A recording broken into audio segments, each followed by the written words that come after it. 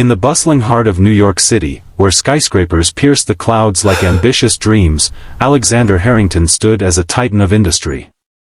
At 45, he was the CEO of Harrington Tech, a multi-million-dollar empire built on innovative software that revolutionized global communications. His life was a whirlwind of board meetings, private jets, and lavish galas, but beneath the polished facade of success lay a void that no amount of wealth could fill. It had been 5 years since his wife, Elena, had passed away from a sudden illness, leaving him shattered and alone. They had dreamed of a family, but fate had cruelly denied them that joy. Alexander visited her grave every year on their anniversary, a ritual that brought both solace and searing pain. Little did he know, this year's visit would unravel his world in ways he could never have imagined. The cemetery was a quiet oasis amid the urban chaos, with rows of headstones standing like silent sentinels under a canopy of autumn leaves.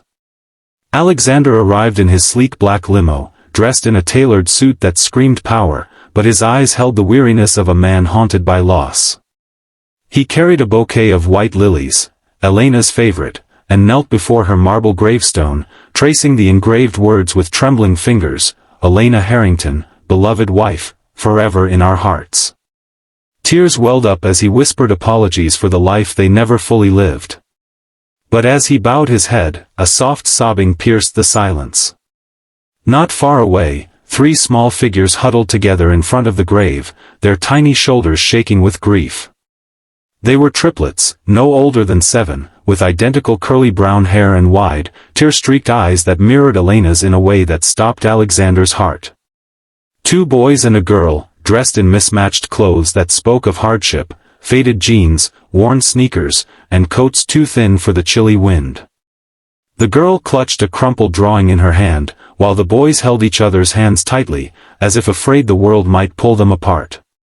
Alexander froze, his mind racing. Who were these children? Why were they here, crying at his wife's grave? He approached slowly, his polished shoes crunching on the gravel path, and cleared his throat gently. "Hey there, kids. Are you okay? This was my wife's grave. Did you know her?" The triplets turned to him, their faces a mix of fear and desperation. The girl, who seemed to be the spokesperson, wiped her eyes with the back of her sleeve and looked up at him with an intensity that belied her age. "She was our mommy," she said, her voice breaking. The boys nodded solemnly, echoing her words in unison, "Our mommy." Alexander's world tilted. 3 words, "she was our mommy," hit him like a thunderbolt. He staggered back, his knees buckling as he collapsed beside them. Tears streamed down his face, hot and unrelenting, as memories flooded back. Elena had been his everything, but their marriage had been strained in the final years by his relentless work schedule. Could it be? No, it was impossible. They had tried for children, but doctors had said it wasn't meant to be. Yet here were these 3 little ones, claiming her as their mother. As the initial shock subsided, Alexander gathered himself and sat with them on the damp grass, ignoring the ruin of his expensive suit. "Tell me everything," he urged softly, his voice thick with emotion. The girl, whose name was Lily, explained in halting sentences. Their names were Lily, Lucas, and Liam, triplets born in secret 7 years ago. Elena had discovered she was pregnant just months before her diagnosis, but fearing Alexander's reaction amid his rising career, she had hidden it from him. In a moment of desperation, she had confided in her estranged sister, who lived in a small town upstate. When Elena's health deteriorated rapidly, she had arranged for the triplets to be raised by her sister, swearing her to secrecy to protect Alexander from the pain of losing not just her, but a family he might not be ready for. But the sister had fallen on hard times, addiction and financial ruin, and had abandoned the children at a foster home just weeks ago. The triplets, hearing stories of their real mommy from whispered tales, had run away and hitchhiked to the city, using a faded photo and the grave's location scribbled on an old letter to find her resting place. Alexander's heart ached as he listened. How could he have been so blind?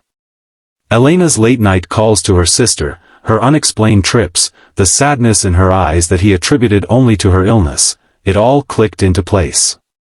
He cried openly now, not the controlled tears of a CEO, but the raw sobs of a father awakening to his loss. The children, sensing his genuine grief, scooted closer. Lily placed her small hand on his. "Don't cry, mister. Mommy said you'd find us one day."